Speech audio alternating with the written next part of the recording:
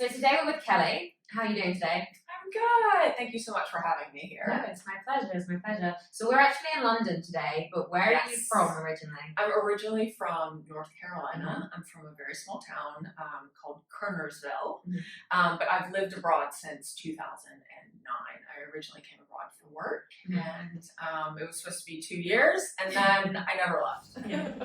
No, fair enough. I guess that's what happens, isn't it? People go abroad and I mean, for very different reasons. They can fall in love with a country even, and they never leave. So. Yeah. I lived in Italy before moving to London. Actually, London was one of my bottom of my picks when I had options of places to go, because I thought that it was going to be too much like the US, and that was the biggest misconception. And actually, it was almost harder to adapt here than it was living in Italy.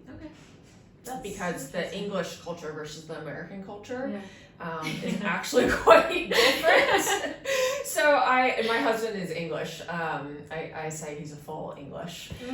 He's originally from Cheshire, but has lived in London for a long time. So learning the differences without anyone telling you them, I had to figure a lot of it out on my own, or for him correcting me. So now I feel like I found this good balance between still being American and being myself, but understanding which words I need to use, kind of how I need to behave in certain situations, and understanding kind of how just the English way of life is. I think that's one thing, actually. People don't realize how different the two really are. It is so different.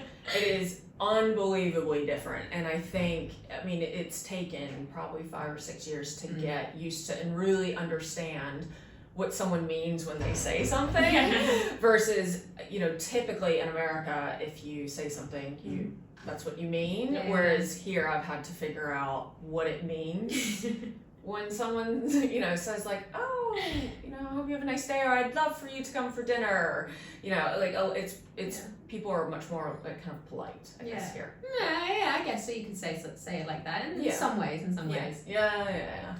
Well, anyway, so obviously we're here today to talk all about you and all about your story. So kind of wherever you want to start, it is over to you. So, like I said, I've been here for, I've been abroad for 12 years, and in 2017, it was actually like tomorrow in 2017, which is a little crazy, 5 years ago, I was diagnosed with breast cancer, and I was 38 years old. I have no history of cancer in my family. I had no kind of even experience with cancer in any way, shape, or form. And, it's completely changed my life in more ways than people would normally know. Of course, you probably think, oh yeah, I bet, because you've gone through treatment and chemotherapy and you probably lost your hair and all this, but it's actually changed so much more than that. So first and foremost, I've never checked my breasts, because what was the reason? They tend to tell you that majority of the cancer cases are in women who are age 50 or older. So I never had this idea of, could I potentially have cancer or get cancer at the age that I did. But I was lying on the floor watching TV. I had a soft sports bra on, and I had a pretty intense itch at the bottom of my left breast, and I went to scratch it, and I felt a lump. And I immediately felt it again and thought, that's really strange. So I Googled it, and I knew it could be a sign of breast cancer. And I actually went to the Copperfield website to learn how to check my breasts, but also to then go and look in the mirror. So I went upstairs to the bathroom, took my top off, looked in the mirror, looked at my breasts, didn't see anything, then raised my arm above my head, and that is when there was this just really intense dimpling, orange peel skin underneath. And as soon as I saw that, that was the moment where I was like, oh no, that's not a good sign. That's like, could be cancer. Mm-hmm. That was a Saturday. On Monday, I saw my GP. She felt it, said, you should get it checked out. It's probably nothing. Went the next day to see a breast surgeon. They did an ultrasound biopsy, and they said it didn't look good. And by that Friday, I had a stage 3 cancer diagnosis. Then 4 days later, I had a lumpectomy, so I had it removed. And after they did the histology on it, they said that it was going to need chemotherapy. So, but I had enough time to do a cycle of IVF. We didn't have children, and we wanted to, and we were worried about chemo. So we did IVF. January of 18, I started chemo, did 6 cycles of really hard drugs, had a really bad time on it, had a lot of side effects. I had a lot of issues with the chemo, to be honest. And come to get my portacath out, and my nurse, and I always say she was my angel, because one of my nurses said, when we went to schedule my portacath removal, she said, you're not having that removed until you have a scan. And I said, Valentina, why do I need a scan? Like, I had my tumor removed. I've done 6 cycles of probably like the worst experience I've ever been through. I have no hair, no lashes, I've gained all this weight. Like, these drugs have been super intense. Why do I need a scan? She goes, you need a scan. So we book a PET scan, and we go 2 days later to sit down with an oncologist and review it. He hasn't looked at it yet. And he pulls it up and goes, oh, that's strange. It says that there's something on here. Oh, maybe they're just being too sensitive about it, or maybe it's scar tissue. And lo and behold, I had grown a brand new tumor in 6 months whilst on chemo, and it shocked everyone in the hospital. Like, full blown, they couldn't believe that this happened, because it doesn't happen. So then I had a bilateral mastectomy with delayed reconstruction, started more chemo, come November 2019, it spread. We found it during PET scan, and I've now had metastatic or secondary or stage 4 cancer for the last 3 years. And so here I am today talking about it, which is not kind of how I ever envisioned my journey to go, but it's been a really interesting ride so far, and I've learned a lot, and I've had a lot of lows, but I've also had a lot of highs, and now I just like to get out there and speak to people about it, because the statistics are 1 in 2 of us will have cancer in our lifetime. I was 38, I was healthy, I had never had any surgeries, I didn't know the risk factors that they then told me about after I was diagnosed, and I realized that a lot of people don't know how to talk about cancer. So as I've been open and telling people, I've heard all types of things and seen all types of things happen, so that's why I'm here talking about it, to try to normalize the conversation, because the way the statistics are going, so many people are going to be affected. And if we're not ready to talk about it, to know what it's like, we can't help and support the people that might go through it, that are loved ones and our friends and family. But also, how are we going to be able to deal with that? I think it's that word, isn't it? It's like a word that no one wants to use when they hear the word cancer. It's almost like a swear word. It is. You hear someone say it, and it almost instantly makes someone feel a certain way. And that's a very good way to put it, actually. It's kind of shocking, and from what I've seen is some people either completely shut down and they don't say anything, which means typically it's not because they're being rude, they just don't know what to say, which is fine. Some people are like, oh, you're kidding, you're lying, you don't have cancer. How do you look like that and have cancer? I get that one a lot, because they're so used to the media of showing someone who is bald and lying in a hospital bed, and that is part of cancer, but it's not all of it. Some people just pretend like they didn't hear what you said and they keep talking about the weather. That happens quite a bit. So I've just realized it is a hard topic. Yeah. So let's just talk about it. Let's just be open, and maybe it can help other people feel less alone that are dealing with it, or give them a little bit more courage to talk about it so that it doesn't come with as much of a stigma that maybe it has currently. Totally, I agree. And I think that's the thing, what you just said about feeling alone, because I imagine with any kind of recovery, but I can imagine it is a very lonely place, and it's helping everybody else, and your message to show everybody else that you aren't alone in a way. Yeah. And I think what I also didn't realize is when you're going through, especially like some of these chemo treatments, not just are you alone in your cancer diagnosis, but literally I stopped working. I spent 6 months by myself.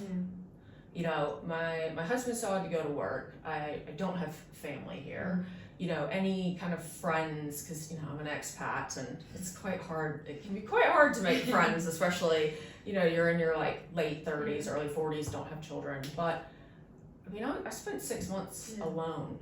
And that was really, like, because also we tried to go out, like we tried to have dinner and date night when I did feel okay, but I had so many issues. I had a lot of issues. And then on top of that, you have to worry about getting infections. So you can't, it's not like you can just like go out and like live your life. It's not like that. You know, I was holed up the whole time, and it's really, it can really mess with your head. Do you want to kind of explain a little bit more then about how it did mess with your head, in the sense of, because you were saying how there were highs and also lows, but kind of how the lows really kind of felt and how they hit you? Yeah. I mean, I think, you know, first of all, you hear that people always ask, well, how did you react to the diagnosis? And I'm just very kind of pragmatic, and my role for so long was to solve problems and to fix things. So I didn't like break down. It's not like what you saw in the movies, at least in how we reacted. We were like, okay, so what do we do next? Like, when are we doing surgery? When are we doing this? And they actually had to say, like, guys, you can't like manage and schedule this way. Like, you need to calm down. We just looked at it as like, okay, we're gonna do, you know, step A to B, and then we'll be able to move on from life, move on to like normal life again. And that's not what happened. So I think, first of all, losing my hair, I knew I was going to lose it. I didn't understand how much it was going to impact just how I felt in general. Like, I was like, oh, you know, everybody says, oh, your hair grows back, whatever. It is very traumatic in the sense of, I spent 38 years knowing what I looked like. And then all of a sudden, like, you look in the mirror and you don't recognize the person.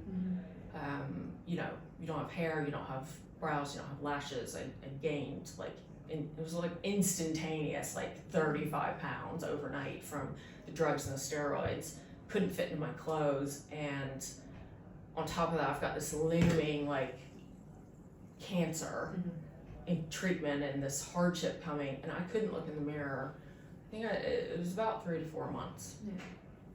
And I think that's another thing, again, it's one of those things when you lose yourself, you look at yourself and you can't see the person that you've known your whole life back in the mirror.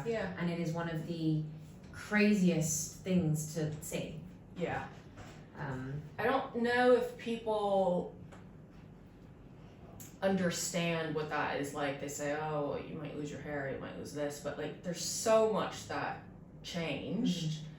And if, especially as a woman or a female, like, hair, you know, I'm used to fixing it and doing it and makeup and all this. And, you know, I would still put makeup on, but I would do makeup and like the colors didn't, like, it just wasn't me. And I had a really that was very, very hard to know that I could potentially, like, am I going to live, you know, coming out of this chemo and going through all this, but also, like, am I ever going to get myself, am I ever going to be the same again? Like everything you once knew, for your whole life you knew was gone within seconds almost. Completely gone. Work was gone. You know, I kept thinking, okay, well, I'm going to go back to work when I do this after surgery. Nope, couldn't do that. I'm going to go back to work. I kept trying. And that was gone. You know, I couldn't taste any food. That was gone. My smell, gone. The way I looked, gone. Everything changed. Like, literally everything. I'm trying to think of something that didn't change. Nope. I mean, would you kind of say the same with, you know, dealing with what you went through, like the change? Yeah, I would. It's when I look back on my life before everything, my life, even my general me, is so different. Everything was different. And during the main part of my recovery, there were plenty of times when I'd look in the mirror and I didn't see the girl that I'd spent my whole life looking back at me. So I do come, you know, I agree, and I do see it from a different way, exactly what you mean. It really messes with your head. And then you're going, or at least I thought, you know, all I want to do is get that person back. I want that person back, like now. Which is actually super counterproductive because you can't have that person. And actually now, years on, and this is what I talk a lot about on my social media and things, is that you actually have to let that person, you have to let that person go. That person is gone because you've been through so much. You're never going to be that same person. And that's even if you don't have stage 4, you know. It happens with people just with diagnosis or with traumas, you know, in life. So I think a lot of times we hold on and we want that back, and we want it back so bad, but at the same time, like, we have to let that person go. You can be a variation of that person. You might even be a better variation of that person, but that side of you, it's just another kind of, like, you know, chapter in your book or part of your journey that you have to say, you know, I'm glad I was that person, but now I'm this person. Because you want to get back to being, let's say, normal in inverted commas. You feel like whatever you're going through, you want to feel normal again, or you want to feel, and that is where you start to feel lost because you don't feel like yourself, and you want to be this person you used to be so much, but that's when you get lost because you are changing in so many different ways, but you don't see it at the time that you're changing. It's usually after. It's usually much after that you realize the change. Exactly. So how did you, obviously, you know, you do, you know, put the message out there, and, you know, you're very body, you know, positive now, and what was the change for you to kind of say, right, this is what I'm going to do, I want to, you know, I'm ready to start doing this? I think it was, I mean, I just got so tired of feeling horrible. But what really changed it is, I think I started realizing how much I had changed. I started realizing that my life wasn't going to be the same ever again. And that was kind of, you know, I had grown a tumor in 6 months on the drugs that are supposed to annihilate any cells in your body. So this was just dealing with that. I was just in that headspace for so long. And so I would say about 2 years into it, and I had just had my kind of like implants exchanged, and it was 2020. You know, the year of all years. It was 2020. We had just come out of lockdown, the first one. And I just was like, I don't want to feel like this anymore. I don't want to be miserable. I don't want to be unhappy. And I also, like, don't want to die not doing anything and everything that I want to do, because, like, you know, COVID kind of did that, where everybody was staying at home, and I'm going, oh my gosh, if this continues and, like, I get really sick or something, like, I do not want to not, like, live my life. So anyway, it was actually Dame Deborah that she really changed how I thought about things, because it was more I was scared at that point to exercise or to make changes. It was the fear that was holding me back. And I had randomly found her on Instagram. I didn't really follow like a lot of like cancer content or anything, but I randomly found her, and she was talking about running. I think it was like 100K or 30K. It was like running a marathon in September, but you could walk it or what have you. And she was challenging people, and I was like, oh, I'm gonna try to do this. And I remember I went for my first run. I hadn't run in like 2.5 years. And I hadn't done yoga, I'm a trained yoga instructor. I mean, I hadn't done anything, so I was so scared of it for a multitude of reasons. And I ran, and I felt so good. And so I ran again, and again, and again, and within 7 days, I had done the marathon. And I was like, oh my gosh, like, I feel amazing, and I can do this, and I need to stop being fearful. And then that's what kind of really kicked off me figuring out, okay, how do I make my life work with cancer? Because of COVID, because of everything that was just kind of going on. And now that's now what I talk about, and helping people figure out how do you get that back and get out of that hole. Because it becomes a hole, and then you get scared. I don't know if you got scared to like, ooh, can I do this? I don't want, especially when you've had stuff done to your body, you don't want to push too hard. Because then you push too hard, and then you're like laid out in bed for 5 days and can't recover. So it was this finding where that kind of, perfect point was. And then I just kept learning and trying and testing and doing certain things, and then realized like, wow, I feel actually better than I did before cancer. Using, techniques and practicing them, and it's been a lot of work. And there's days where I don't want to meditate or this, that, or whatever, but it's been working. And so at the same time, that's why I started feeling better about my body. So I realized like all the things that maybe I kind of nitpicked or thought negatively about before actually were nothing, and that my body was doing some amazing things. So that's how I ended up here tonight. No, and I love it. And that's the thing, it's the other side of fear. It's that first step to the other side of fear, and that is a place where so many people get stuck. Like you said, it's the hole. It is the hole, and you can go deeper and deeper and deeper into that hole. And it is taking that first step of courage, that first step to, I'm going to change my life. And I think for most people, maybe not everyone, but for most people, the one person that can change their life is them. No, it's the only person that can change your life.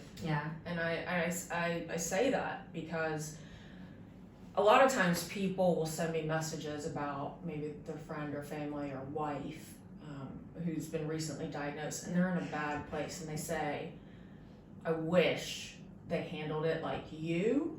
And I go back and say, no, because everyone handles things differently, and you can't push someone to make a change or to do something. If that person wants to do it, and they're only going to do it when they're ready, and yes, we all need kind of sometimes a little bit of push or motivation. I mean, that's what Dame Deborah did for me. It was, I needed that little bit of like, hey, I'm going to be okay if I do this. And so that's what then inspired me to, how can I do that for others? But you're going to do it when you're ready, and you're going to do it when you make the choice. You do have to make the choice, but it's solely that person. No one else can do that. Just like anything else, your therapist will tell you, like, no one can change you like you. So that person has to make the decision, and that's up to them. And you just have to accept, whether you're a friend or family member, if they just want to be negative, then just let them be negative. Let them be a victim. Let them figure it out.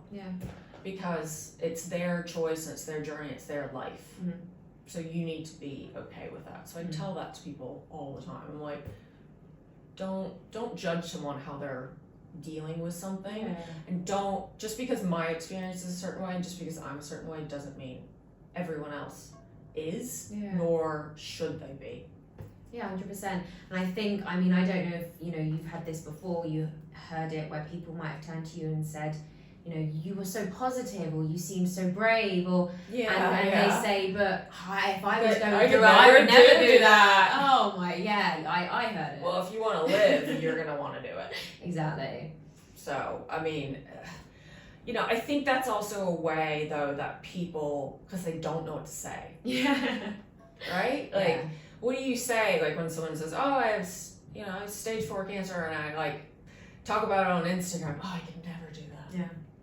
Well, yeah, you could. Maybe you don't want to, but you actually could. Yeah.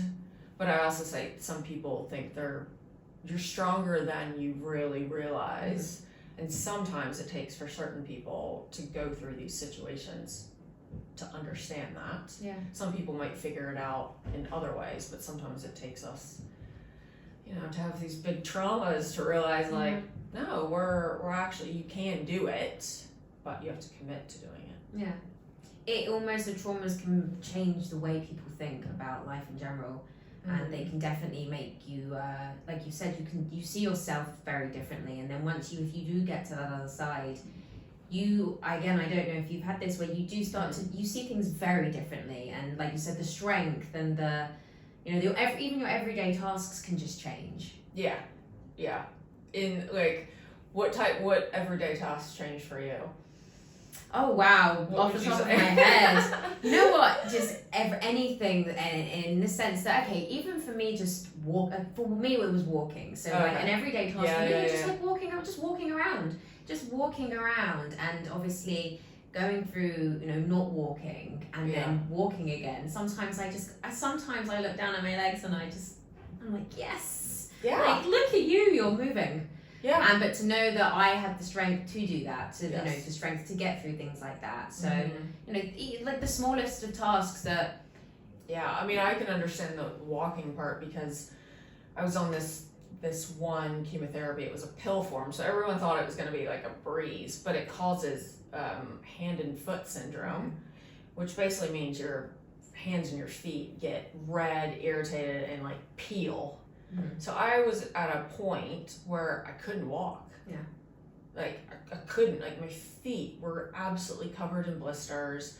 They hurt, I couldn't stand, and I was like sitting on the couch being like, all I want to do is walk, and it's so tough because you want to do something so bad and you can't. Yeah. And so now, even if I'm kind of having like a not so great day, I do the same thing where I go, wait, you're walking right now? Yeah. There's a point in time where I couldn't walk. Yeah. But you're walking. Be happy. Hello. Like, be happy. And so that's when I talk about mindset, how you have to work at it. Is you do kind of have to tell your mind, like, hey, you're, your feet don't hurt, you don't have blisters everywhere, like, you can walk 20 minutes, the sun's shining, like, get your head out of your, and be happy. Yeah. And how are you doing now? I mean, I have good days and bad days, like anything. I mean, I think, to be honest, over the summer, I realized I was like really I was depressed. I think part of that is because I came out of menopause, because I had to stop my chemotherapy treatment because my heart muscle was inflamed from COVID. So I stopped chemotherapy for 3 months, which hasn't happened in 5 years. That was scary, and so I went on like holiday and I did all these things, but I think deep down I was panicking. Yeah. I realize that now. I was just trying to get through, but I was really panicking about, like, is it going to grow? How much is it going to grow? Is it going to go to my brain? Am I going to die? Yeah. And I was trying to really kind of stay in the right headspace. But at the same time, my hormones were all over the place because I was also out of menopause for the first time in 4 years. So I was all over the place. I'm much better now. I think, too, being in menopause at 38, you realize, like, how much, especially for women, like, your hormones, at least for me, they go all over the place. Yeah. And how you feel, and it just really drives so much. You don't realize it until they're like all taken away, and then you have other issues. But I'm at a place that if you would have talked to me 2.5 years ago, I was scared to make plans more than 3 months out, even a month out. I was like, I don't know if I can do it. I don't know how I'm gonna feel. I'm on chemo. I don't know. Now. And I've been slowly doing this, like, you know, I plan 6 months out, 8 months out. I'm getting into kind of a year now, and we're kind of pushing that envelope of talking about things potentially 5 years out, and I still get really scared. Yeah. But then I go, you know, just I gotta still have goals. Yeah. So it just fluctuates. It's you know, it's just like anything else in life. Like one day I'm like crying. I almost had a breakdown yesterday. And I like telling people about breakdowns because a lot of people say, you're so positive, like, da da da. And I go, yeah, but I literally like cry every day. Yeah. And some people said, really? I didn't think it was okay to cry. And I'm like, oh my gosh, you have to let it out. So I was in Primark. I love a good deal. Yeah. And I'm looking for a Halloween costume piece. And I'm looking for these like pink scrunchies. So I don't want to tell what I'm going to be yet. But pink scrunchies and like pink bows. So I'm in the baby section. And I'm just like start bawling my eyes out. Because we did have embryos. We have embryos living in Chelsea.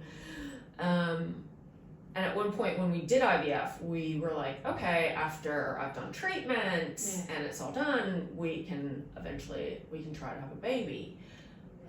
And now that the opportunity, it's too risky. And my husband also, he's quite funny. He says he doesn't want a souvenir. But it's still really hard because that's, you know, something we want to do and I can't do it. So like I'm in this baby section, I'm just like bawling my eyes out, realizing that I can't have a child. And I know my husband wants one as well. And it's just moments like that. You can be completely fine and completely normal and it hits you. Yeah. And you don't know when it's gonna come. You don't know what's gonna, you know, when you're gonna get upset, but it happens. But I let it happen, just like I'm letting it happen right now. And then you move on. Yeah.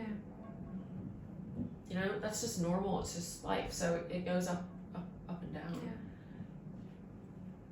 I think it's the thing as well as people are scared to cry, people are scared to show their emotions, and people are scared to show they're hurting, and they're struggling and they're finding it tough. But I actually think it's strength. I think when you can let your emotions out, because it's like with everything. It's like, you know, when people say, oh, I don't want to I don't want to be in a bad mood, or I don't want to cry, but it's okay to not be okay. Yeah. It's okay to cry. It's okay to let it all out anywhere. Yeah. Any place, anytime, anywhere. It doesn't matter. Yeah. It doesn't matter what anyone else in the shop or anyone else is thinking. Well, and I think that's the point that you hit on, and I think when you've gone through so many things and you start realizing, yes, what matters and who matters. I'm like, I could care less if somebody's staring at me going, why is that girl crying? Like, if she's judging me, or he or she or they are judging, then they can, you know what? Yeah. Because it doesn't matter. Like, that person is not, you know, if it's affecting someone who is close to me, as my best friend, you know, that matters. Mm-hmm.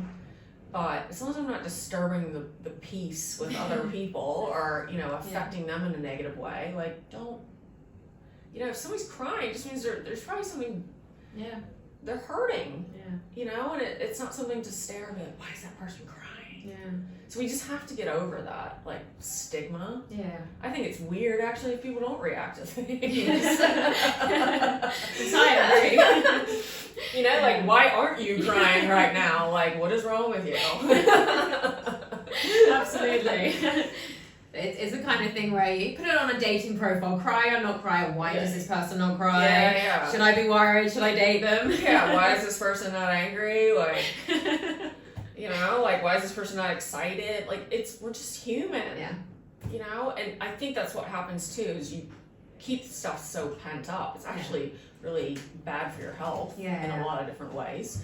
But it, you know, like, you gotta let it out. And it doesn't mean that you should sit there and cry for like 10 hours, but you know, let it out and then move on. And you'll actually, trust me, you'll feel better. Would you not agree? 100%. You do. When you let it out, and it's the build up to wanting to break down. It's the build up to wanting to let it out. You do feel worse and worse and worse, but wow, when you let it out, you do feel better in different ways. Yeah, and it's actually, for me, if I hold it in, it's way worse. Like, when it does come out, it's like full blown breakdown, ugly cry, like screaming, whatever. So I would rather just like have it in like little bits, sprinkled through, you know, moments. And I think my friends and family have gotten so used to it now. Yeah. Like, before they'd be like, oh my God, why are you crying? Don't cry. And I'm like, well, I don't know if this is the last time I'm going to see the sunset in like Mykonos. Like, this is amazing. It's such a beautiful moment.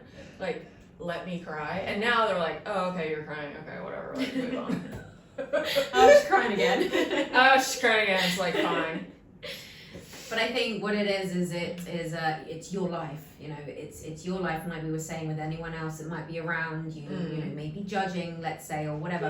It is your life, and you know, it doesn't matter what other people say in a certain way, because I said it's your life, and you know, you're the main character of your life, so you have to sometimes remember that. And also, you're not going to make everybody happy. It doesn't matter what you do. There's always somebody who's not going to be happy with it. Somebody's going to complain. Somebody's going to think it's amazing. Somebody's going to think you're out of your mind. Like, it doesn't matter what topic you're talking about. It doesn't matter what you're doing. That's just how it is. And so if you're always trying to people please or worried about what people think, well, you're kind of wasting your time.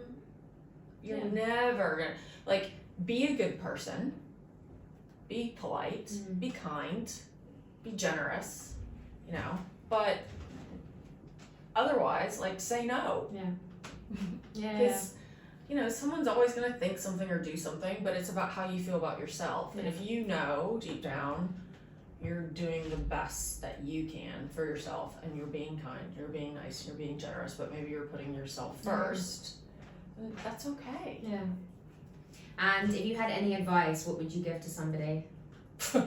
How long is this podcast? What would be your main piece of advice to somebody that's suffering, or, you know, living with cancer, dealing with it? Okay.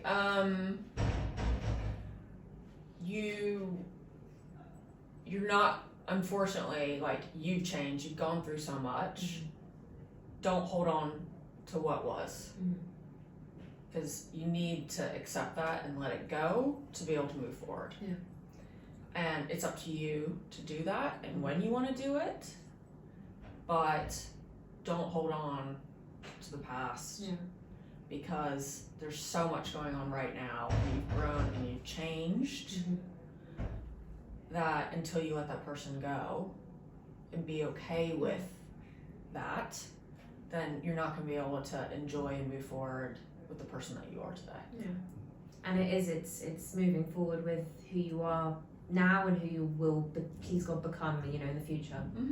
So have you got anything exciting coming up in the pipeline that? Yes, I'm walking 100 kilometers in the Sahara Desert in Morocco here in 2 weeks. And that is a walk that is called Come Fly with G, with Giovanna Fletcher, and Coppafiel, which is the breast cancer charity for people under 35 to know about how to check their breasts and such. And so I did this in Scotland last year. It was such an amazing experience. So I'm raising money for Coppafiel, but also out there to kind of challenge myself, to also show people that, you know, if you have metastatic or secondary disease or any type of cancer diagnosis, it doesn't always mean everything is over. And if you put your mind to it, you can do it. So I've got a link on my webpage, or if you go to justgiving.com, you can donate any amount of money. But I'm really excited to do that, and I've never walked that far in the heat. Yeah, so it's a challenge. It's a new challenge. Oh yeah. It's gonna be like 35 during the day. Yeah, that's intense. Yeah, I'm used to like alpine trekking and things like that. That any day. This is gonna be. This is definitely going to be a challenge, but I'm up for it. Well, good luck. I'm excited to hear about it. So, I mean, I can't say I've done something like that before, so it's definitely one to keep my eye on as well, because like with any challenge in life, it's when you're faced with a challenge, and like we were saying with fear, everyone will have fear, but take on challenges, I think, in life. Because then you also realize you're stronger than what you thought you could do, and you just learn so many other things about yourself and other people. So it's a really fun, great environment. Definitely apply. They have 2 a year. So, you know, I'm really excited, but I'm nervous. Yeah, I'm sure. And I do have one thing I want to ask. I want to ask about how did you feel when you saw yourself in the Sports Illustrated? Well, as we all probably know by now, the first thing I said was, you know, they used that photo, but I think it was just a very organic way that it came about getting to that photo, but me being able to show the scar in the context that I wanted, in terms of it being beautiful, sexy, done very well, swimsuit, of course. I'm still shocked at it. I think sometimes I still don't believe that it actually happened. But I think for me, it's done so much for so many people because of the messages. And when I get things saying, you know, I wasn't accepting my scar or my body for the last 4 years, and then I saw your photo, and it's made me change my mind. And that is what makes me get up, honestly, every day and to talk about it and be okay with showing it, because I'm like, oh yeah, all the people at the dog park like have seen my breast, and you know, my neighbors like know what it looks like, and you know, I mean, sometimes it's a little it's a little weird, but at the same time it's amazing. Yeah, of course. So yeah, I'd love to do more work with them, not necessarily always showing my scar, but I had the opportunity and I took it, and I'm so glad I did. Yeah. And I'm so glad MJ put it out there, because that was also actually, it was that's brave. That was brave of her in Sports Illustrated to actually do that and to put it on a full page. But they backed me up, and here we are, and it's done so much for so many, and I hope it continues to. But that's exactly why we're here today. It's to share your message as well as anyone else's messages, just to even if one person takes one thing that changes their mind in the tiniest way, that is what we're here for. But that's changed. You know, so many people talk about like, oh, I didn't affect that many people or this. Change happens because it's one person at a time. Yeah. And that eventually becomes exponential. Yeah. But it takes us changing one person and one person and one person, and that then will spread like wildfire. It's not about changing something with 500 people all at once. It's these little moments. So yeah, it was really cool. I never thought I would do that, but I did it, and you know, I'm glad I did. Good. I mean, it's a beautiful photograph, so it is. It's just another life-changing moment. So is there anything else that you want to share today? Keep going. Don't give up. You're stronger than you know. And you know, you're not alone. There's plenty of resources and people out there, whether it's trauma, whether it's cancer, whether it's other things. You just have to find your tribe. And sometimes that takes a while, but once you do, then you'll see that everyone else, there's so many people going through what you're going through. Yeah, that's perfectly put, so thank you very much. Thank you. And we'll end on that one. Perfect.